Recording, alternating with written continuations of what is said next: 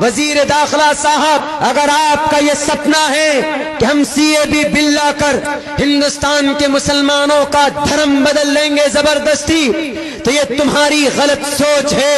قیامت تو آ سکتی ہے، ہندوستان کا مسلمان اپنے دھرم کا، اپنے ایمان کا سودا نہیں کر سکتا ہے۔ پتہ ہمارے رگوں کے اندر کن کا خون ہے؟ ہمارے رگوں کے اندر صحابہ کرام کا خون ہے۔ بی بی سمیہ کو بیچ سے چیر دیا گیا تھا، لیکن ایمان کا سودا نہیں کیا تھا۔ حضرت بلال حبشی کے جسم میں سوراخ کیا گیا تھا، لیکن اپنے ایمان کا سودا نہیں کیا تھا۔ حضرت امام احمد ابن حنبل کے پیٹھ پر 20,000 کولے برسائے گئے تھے، ایمان کا سودا نہیں کیا تھا۔ حضرت امام مالک کی انگلیاں کاٹی گئی تھی، ایمان کا سودا نہیں کیا تھا۔ حضرت حسین احمد مدنی کے لیے شوٹ وارنٹ ہوا، ایمان کا سودا نہیں کیا۔ قاسم نانوتوی کی کن پٹی پر گولی لگی، ایمان کا سودا نہیں کیا۔ مولانا فضل حق خیر آبادی کو 3 سال تک جزیرے انڈمان نکوبار مالٹا کی تاریخ کے اندر کال کوٹری کے اندر ڈال دیا گیا، ایمان کا سودا نہیں کیا۔ آج بھی عبداللہ 30 کروڑ مسلمانوں کے طرف سے یہ ترجمانی کر کے تیرے کان تک آواز پہنچانا چاہتا ہے۔ ہوم منسٹر صاحب، اگر ضمیر زندہ ہے تو یہ تاریخ کی روشنی میں کہنا چاہتا ہوں، 30 کروڑ مسلمانوں کی ایمان کو چھونا تو دور کی بات، تم ان کے قرآن کو جلانے کی کوشش کرو گے تو تم جل کر بھسم ہو جاؤ گے۔ اس لیے اس قرآن کی حفاظت کی ذمہ داری اللہ نے خود سے لی ہے۔ دجال فرعون آیا مٹ گیا، ہٹلر آیا مٹ گیا، دجال نمرود آیا وہ بھی اس دھرتی سے نام و نشان مٹا دیا گیا۔ اگر وقتی طور پر 350 MPs ہیں تمہارے پاس، تو یہ راجنیتی کے اندر آتی ہے حکومت، جاتی بھی ہے، بنتی ہے، بگڑتی ہے۔ اگر انہوں نے اپنی شرافت کا راستہ چھوڑ دیا تو ان مسلمانوں کے خون کے اندر آج بھی وہی گرمی ہے۔ ان کی گرمیوں نے انگڑائی لینی شروع کی تو تم کو پارلیمنٹ کے اندر بیٹھنے کے لیے کرسی نصیب نہیں ہوگی، تمہیں راستہ نظر نہیں آئے گا کہ ہم آئے تھے کہاں سے اور جائیں گے کہاں پر۔ کیوں؟ کیونکہ تم نے ہندوستان کے سمویدھان کو بدلنے کی بات کی۔ اور مسلمان وہ ہوتا ہے جو اپنے اللہ سے بھی محبت کرتا ہے، اپنے قرآن سے بھی محبت کرتا ہے، اور انڈین مسلمان اپنے ہندوستان سے بھی محبت کرتا ہے۔ شاید تمہیں یہ معلوم نہیں۔ ہندوستان کے سمویدھان کو بدلنے کی کوشش کی گئی، سمویدھان بدل دو and you can do it and accept that، کر سکتے ہو، لیکن ہمارے قرآن کو اور مسلمانوں کے ایمان کو نہیں بدل سکتے۔ میرے بھائیو، سٹیزن امینڈمنٹ بل کیا ہے میں آپ کو سمجھا دیتا ہوں، اس کے بعد پھر میں رخصت چاہوں گا۔ 15 سے 20 منٹ میرے پاس، 15 منٹ اور رہ گئے۔ بہت کم ایسا ہوا ہے کہ جہاں پر میں اتنا مختصر بیان کر پایا ہوں۔ اگر اتنا ٹائم مجھے ہر جگہ ملے تو میری آواز نہیں بیٹھے گی۔ دل بھائی جانتے ہیں، میرے بڑے بھائی میرے گائیڈ لائن کرتے ہیں، اور ہمارے سپول کے نوجوان شاعر قیصر رانا صاحب، رانا عموماً ہندو لوگ اپنے نام کے ساتھ جوڑتے ہیں، لیکن ان کا ایک شوق ہے رانا جوڑنا۔ رانا صاحب 2 مہینے ہو گئے تقریباً کنٹینیو ہم سوئے نہیں، پوری رات ایسے جاگنا ہوتا ہے، لیکن جب آپ رات کو نہیں سوئیں گے، 1-1 2 گھنٹے بولیں گے تو آٹومیٹیکلی آواز اتنے ساتھ نہیں دیتی۔ اور ہم پھر ایک فیلڈ الگ سے جڑے ہوئے، راجنیتی کی فیلڈ میں بھی ہے۔ آپ کے جو MLA صاحب آئے تھے، ہم لوگوں نے ان کے لیے بڑی محنت بھی کی تھی اور دعا بھی کی تھی۔ دعا اس لیے کی تھی، ضرورت ہے، پروٹیسٹ سے، احتجاج سے ہم اپنی بات زیادہ نہیں منوا سکتے، لیکن جہاں بل پاس ہوتا ہے ہمیں وہاں پر اگر ہم کھڑا ہو جاتے ہیں تو ہم کسی بھی بل کو روک نہیں، ہم بل کو پھاڑ سکتے ہیں، جیسا کہ بیرسٹر اسد الدین اویسی نے پھاڑا۔ سامنے کہا تھا، آپ یہ نہیں کہیے گا کہ دستار بندی کا جلسہ سیاسی بات کر رہے ہیں، مجھے صرف ایک سوال کا جواب دے دیجئے، کیا سیاست کا تعلق اسلام سے نہیں؟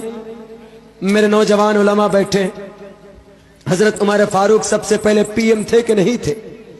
جس ملک میں ہم بستے یہاں پر دو قانون ہیں، ایک اللہ کا قانون ہے، ایک ہندوستان کا سمویدھان، اور ہندوستان کے سمویدھان کے مطابق ہم پولیٹکس میں آ سکتے ہیں، سیاست میں آ سکتے ہیں، جب تک اچھے لوگ نہیں ہوں گے تو برے لوگ تو آئیں گے اس سیاست میں۔ اسی لیے اب وقت ہے اچھے لوگوں کا، کلمہ پڑھنے والوں کا پولیٹکس میں آنا۔ کیوں؟ ابھی جو بل پاس ہوا، جن پارٹیوں کو ہم نے اچھا سمجھا ان کے ممبران نے ہی اس بل کو پاس کروایا۔ بہار کے اندر دو بڑی پارٹی، ان کی پارٹی کے ٹوٹل ممبران نے اس بل کو پاس کرنے میں ووٹ کیا۔ وہ چاہتے تو وہ کہہ سکتے تھے کہ نہیں، مسلم بھائی ہم کو سپورٹ کرتے ہیں، ہم ان کے خلاف بل پاس نہیں ہونے دیں گے، چاہتے تو کر سکتے تھے، لیکن نہیں۔ اگر بولا پورے لوگ سبھا کے اندر، اگر وہ بولا، کون تھا وہ؟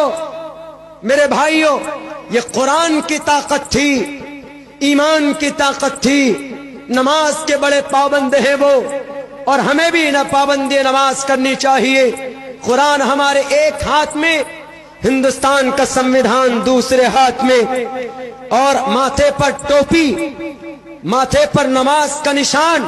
اگر ہم مسلمانوں کے بیچ میں یہ چیز آ جائے تو مسلمان پھر کسی سے ڈرتا نہیں ہے۔ پتہ اس باطل کے سامنے، اس بے لگام گھوڑے کو، جھوٹے کو، کذاب کو، اس فاسق کو جواب دینے والا کون تھا؟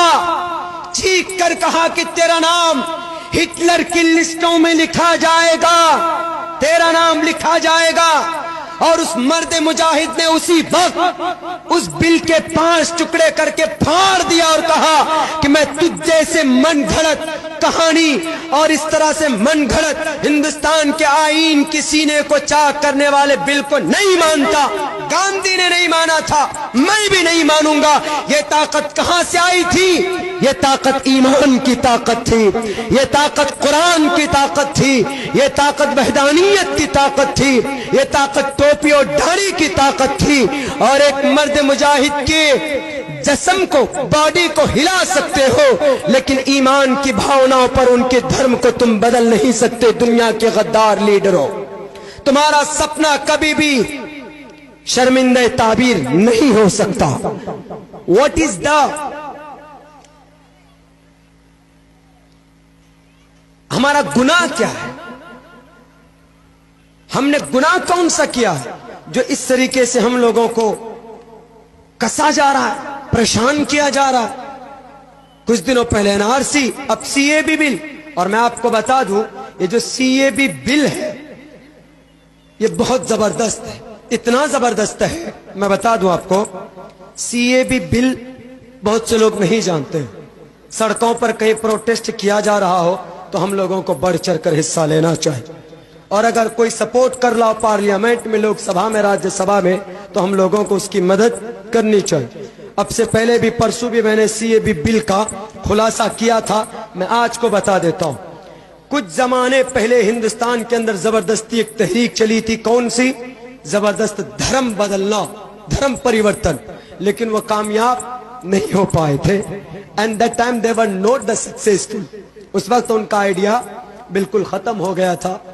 اب انہوں نے یہ سوچا کہ ہندوستان کے مسلمانوں کو کیسے آدھے میں لانا ہے، ان کو کیسے ڈرانا ہے، تو انہوں نے کہا کہ NRC لاگو کرو۔ تو سوچا کہ NRC میں تو مسلم سے زیادہ ہندو پھنس جاتے ہیں، جیسے آسام میں پھنسا 12.5 لاکھ ہندو پھنس گئے، 7 لاکھ ہی مسلمان تھے۔ تو اگر مسلم کو کے چکر میں ہندو بھی پھنس رہا ہے، لیکن ایک قانون نکالا، کون سا؟ یہاں انڈیا کے لیے نہیں نکالا، ڈائریکٹ نکالا افغانستان، بنگلہ دیش، پاکستان، جو بھی ہندو ان تینوں دیشوں سے آئے گا، مسلم کے علاوہ کوئی بھی ہے، مسلم کے علاوہ کوئی بھی ہے، ان کو آتے ہی فوراً ناگرکتا دے دی جائے، فوراً ناگرکتا دے دی جائے۔ لیکن اگر کوئی مسلم آئے تو ان کو ناگرکتا نہیں دی جائے۔ یہ ڈسکریمنیشن ہے کہ نہیں؟ ڈسکریمنیشن کا مطلب عصبیت، بھید بھاؤ۔ जो कि हिंदुस्तान के संविधान में भेदभाव ऐसा कुछ नहीं।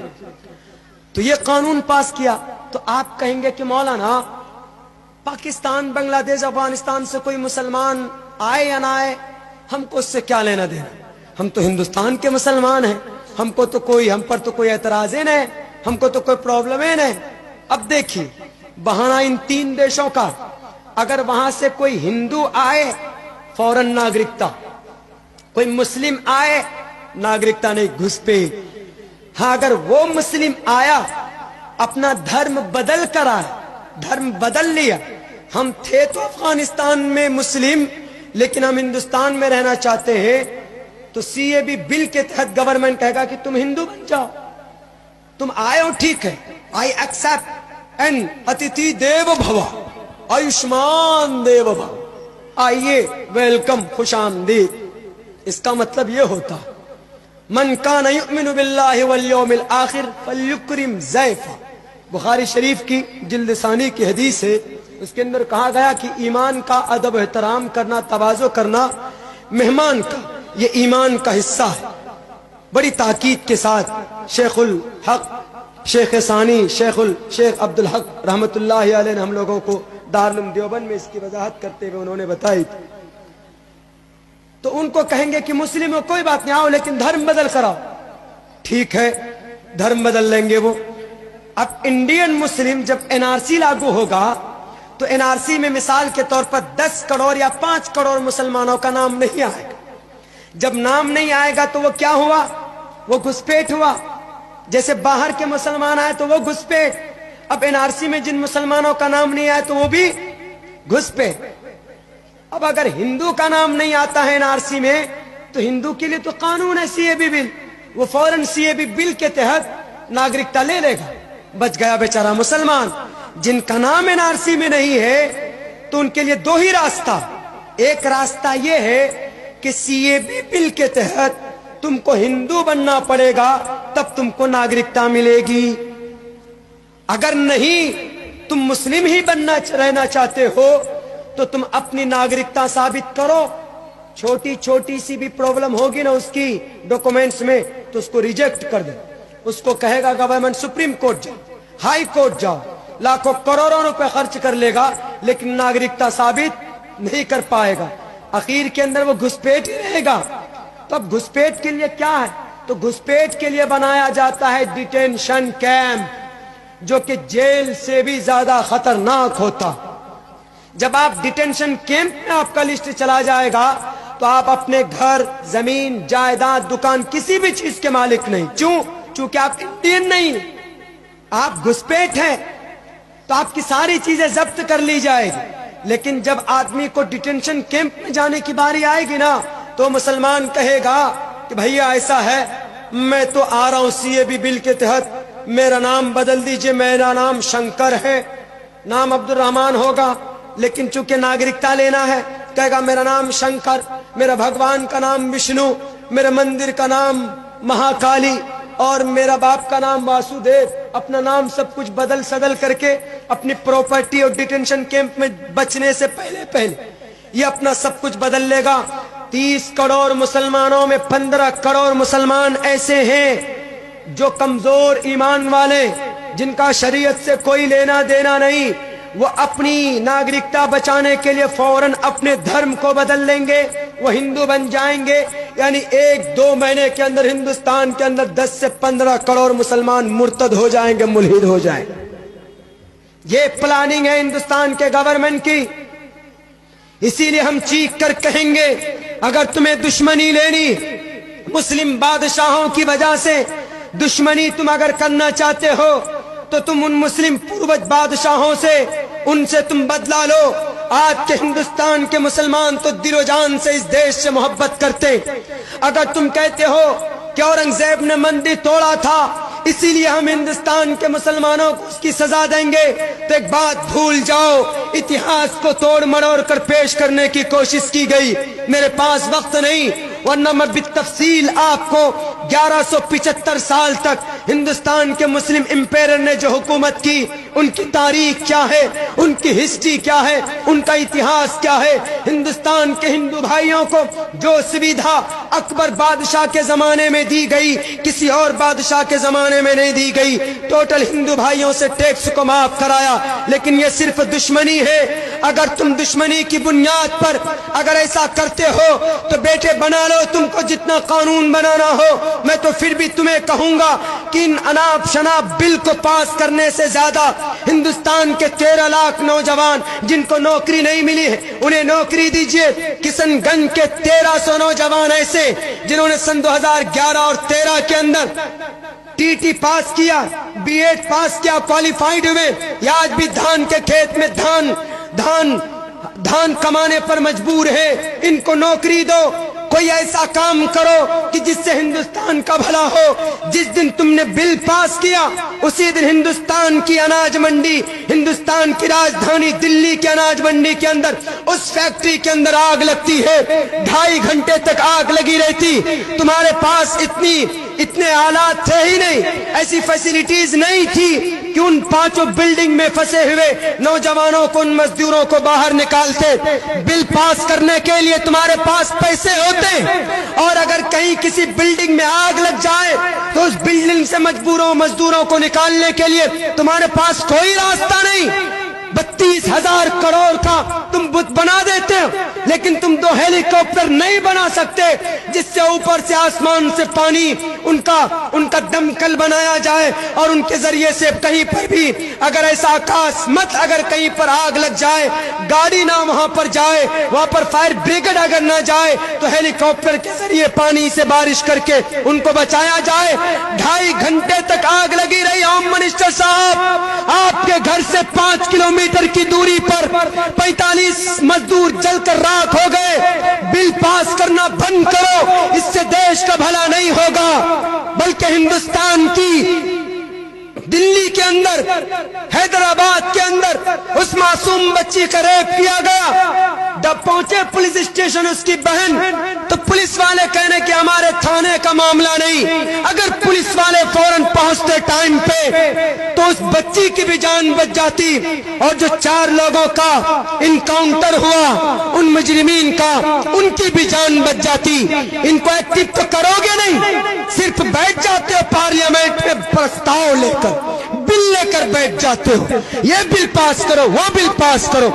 دیکھ رہا ہے تمہارا پرماتما, اور تم کو آواز دے کر کہتا ہوں میری اسپیچ اگر تم کو سننے کو مل جائے تو تمہیں ایک بات یاد دلاتا ہوں, پاپستھاستے پرپشانتی یم روپم بھینکرم.